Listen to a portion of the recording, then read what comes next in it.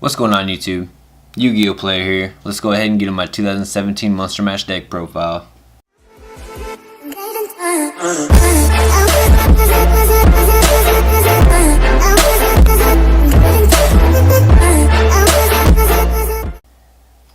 Alright guys, so let's go ahead and get into my deck profile. But first off, I'm going to let you guys know that I am not running the Gallis Birdman OTK combo. Just because to me it's not a fair way to win. It's basically saying my opponent can't play the game. I'm not a big fan of that. It's more like a Troll Z deck that you'll find, and we do have those in Yu-Gi-Oh, but I'm not that kind of player, so I'm not going to run it. But that is like the biggest question or comment that I get from this deck as feedback concerns. They'll be like, are you running the Gallis OTK? And I'm like, no. Or, oh, so you're running Birdman OTK? And I said, no, that's not what I'm running. So it's just 40 monsters in my main deck, 15 card side deck, as well as a 15 card extra deck is what I'm running. So 40 monsters, all monsters, no spells or traps whatsoever. So I wanted to keep this a true Monster Mash deck, because I believe if you have spells or traps, it's not a real Monster Mash, even though you have like 1 or 2 spells or traps. Because a lot of people will be like, why don't you run at least one, Raigeki or something? Well, then it's not a Monster Mash. So just to get that out of the way. So let's go ahead and begin. First off, I'm running 3 Sephylon, the Ultimate Timelords. The reason why I'm running this card is because it's a 4,000 beat stick that I can easily special summon by having 10 or more monsters in my graveyard, which is really easy to do because I do have cards that mill, and also they're all monsters, so I'm bound to get 10. The reason why I run 3 is because it's so easy to get, and as soon as I get 10, it's a live 4,000 beat stick that I can just special summon and smash over mostly anything. Next up, I'm running 3 Witch the Black Rose, 3 Gigantes, as well as 3 Photon Thrashers. So the reason why I'm running Witch the Black Rose, for many reasons, is it's a +1. When I normal summon, I can draw a card, reveal it. If it's a monster, it goes to my hand. If not, they both go to the graveyard, but it's a 40 card monster deck, so I'm obviously going to draw a monster. It's a 4-star tuner that can't be special summoned. It's also a dark, so if I ran Beals, then I can summon Beals off of that, which I'm probably going to put back in the deck, but I'm not sure yet. I still got to play test and stuff like that, but this is a competitive deck, by the way. And then also run Gigantes, which can only be special summoned by banishing an Earth, which I run a lot of Earths. It's also a heavy storm if it's destroyed by battle. So I really want this card to come shiny. It's the only card in my deck that's not shiny, and it makes me angry. Like, I've even messaged Konami about it, and they said that they don't accept game ideas from players. So I was like, man, that sucks, because I really want this card to come out shiny. Ulti would be perfect, but just super rare, something, give me something. And then I run Photon Thrashers because this is a special summon heavy deck, because I'm running all monsters. You only get 1 normal summon, then I'm just sitting there. So this is really good because of Witch the Black Rose. So I'll draw a Witch, special summon Gallis, because I do run Gallis and Birdman, just not the OTK. And just because they work well in a monster deck. But I'll summon Witch, draw a card, then summon Gallis by milling a card, and then blow up the field with Black Rose, and then I can summon Photon Thrasher and attack for 2100. So there's a lot of combos that you can do with this deck, and Photon Thrasher is a part of that. Like Photon Thrasher, and then Gigantes, and then overlay for 4, just stuff like that.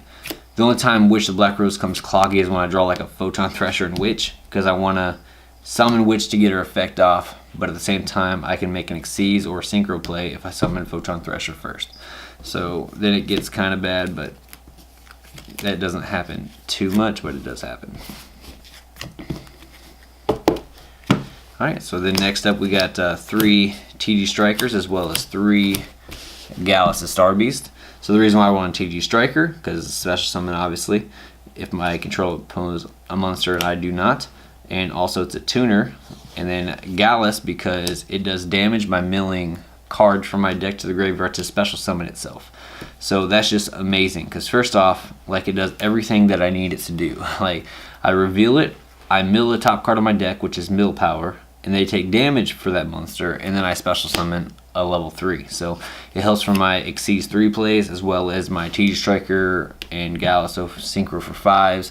Also getting Vermillion Dragon, because like I can summon TG Striker, then summon Gallis, and then Gigantes or something else like another level 4.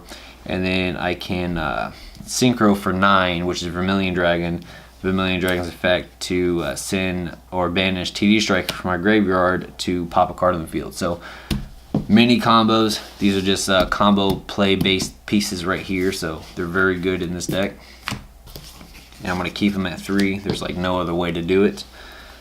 Next up, I'm running like kind of a Kaiju engine with 3 and 3. I got 3 of the earths and 3 of the waters. The reason why is because there's a lot of monsters nowadays that's very hard to get around, and these get around it very, very well. Like, even if I have, you know, 2 of the different Kaijus in my hand, I'll give them the weaker one, summon the stronger one, and attack it, get over it that way. But even if I don't have a Kaiju in hand, I could still get rid of this monster a lot easier than I could, like, a lot of other monsters. Like, and most cards cannot get around this, like, because of summoning conditions, so it's not like an effect or anything. So it just gets around a lot of cards, like Mecha Phantom Beasts, that card, and just numerous cards, and cards that says that it can't be targeted, get around with my Kaiju. So very, very good cards. Next up for my mill engine, I got 2 card troopers, which mills 3 and then goes up to 1900. I also got 2 Shadow Monarchs. The reason why I run Shadow Monarchs is because it banishes instead of destroys. So it's an awesome card. It's also dark, so it helps get my darks up for Blackluster Soldier and all that fun stuff. And I special summon so much. So like most of my cards in my deck special summon, so it's a very easy card to get out to banish. I can even banish himself and then win games that way by taking 1,000 damage if they're 1,000 or lower, which has happened on numerous occasions, so it's very, very good. Okay, so after that, I got a Glow Bulb, I got a Maxx, Genex Ally Birdman, Mathematician, Blackwing Zephyros, and a Blackluster Soldier.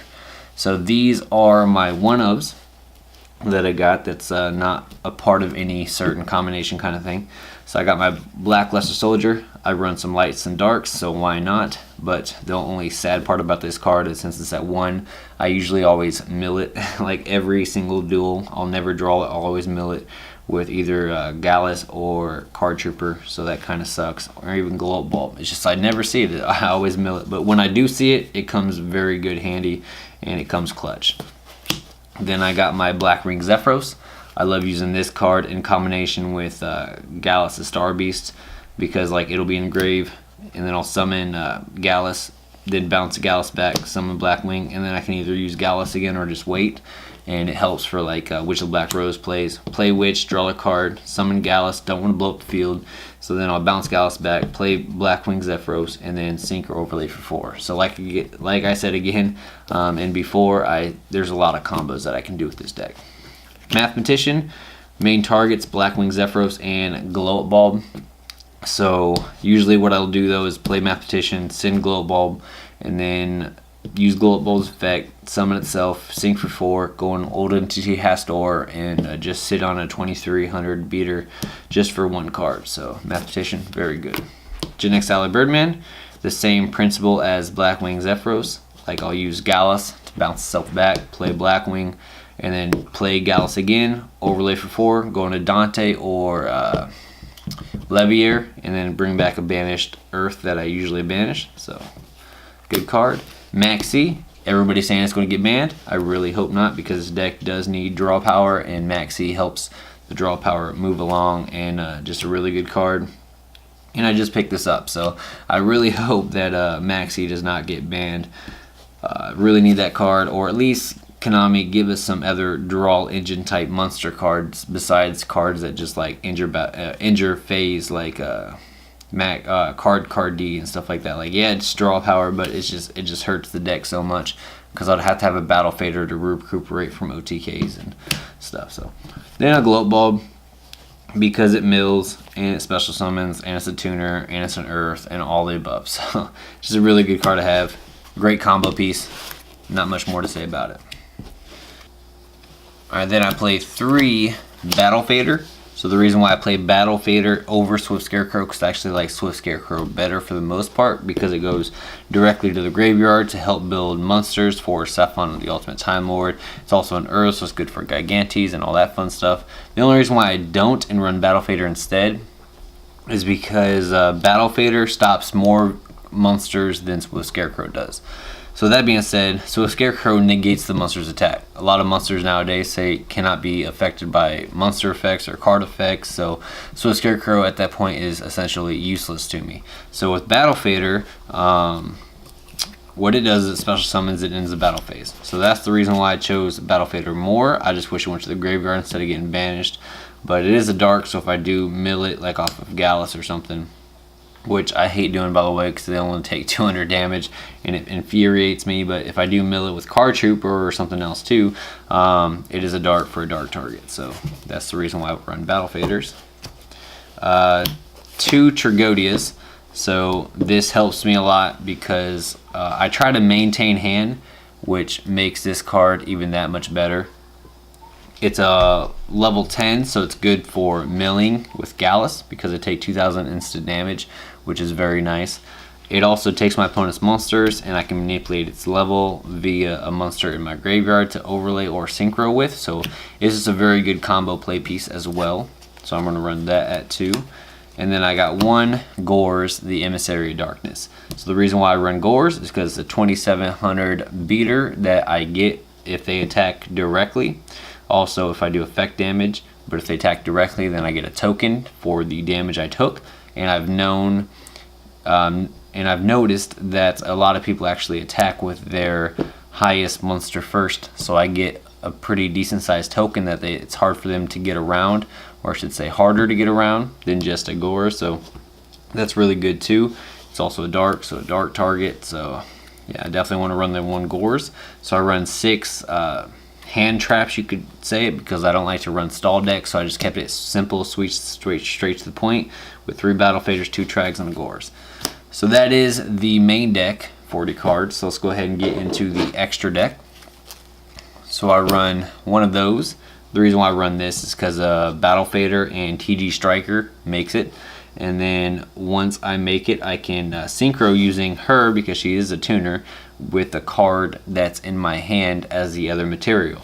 So that's very, very, very good in my opinion, because it allows me to not just special summon the card or normal summon the card that's in my hand. I can just pitch it to synchro with any of the levels that's in my hand, so it's really good in that aspect.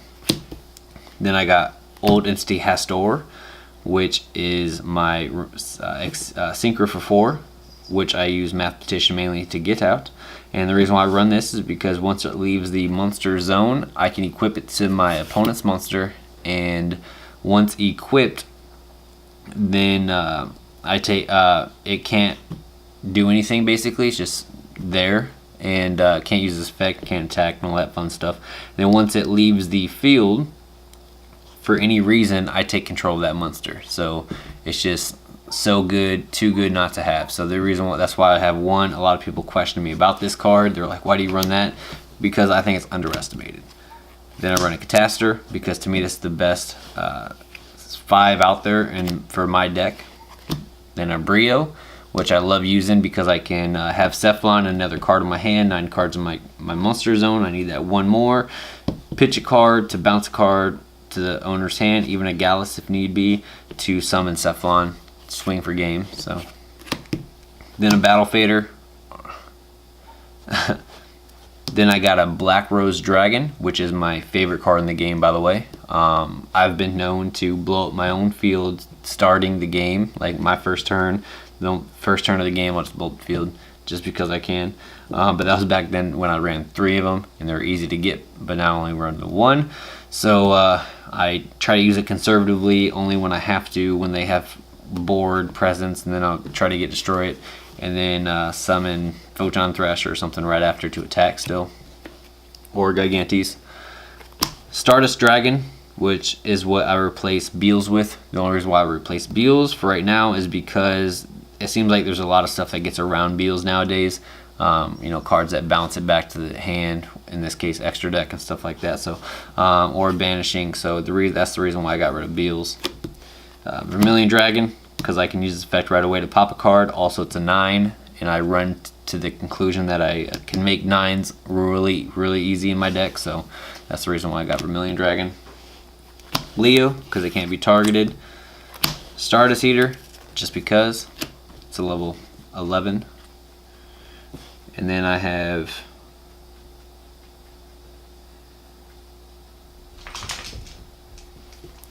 for my Xyz, I have a Dante as well as a Leviar, which I might actually take out Leviar since link summoning is a thing now, because it used to be really good to help me get more board presence with extra deck or Xyz monsters by getting back a banished card that Gigantes banished or something like that. So, but now it's not as good, but it's still good in that sense.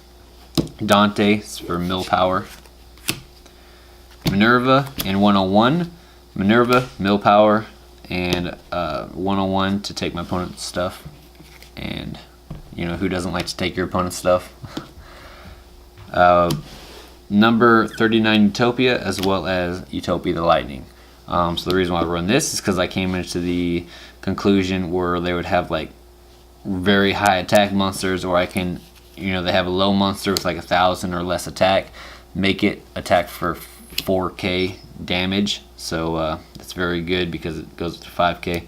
So it wins games, and your opponent can't activate cards in response to his attack. So that's good too. So that is me extra deck. So let's get into the 15 card all monster side deck.